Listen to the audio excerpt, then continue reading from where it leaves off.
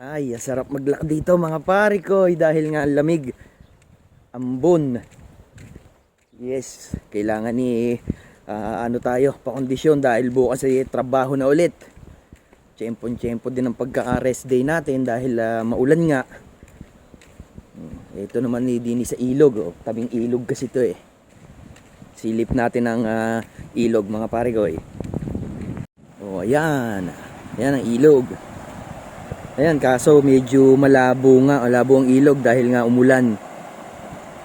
Pero pagka yung tag-araw, napakalinaw niyan. Kaso nga lang, kahit tag-araw, ang lamig pa din ng tubig na yan kasi nga ay galing bundok.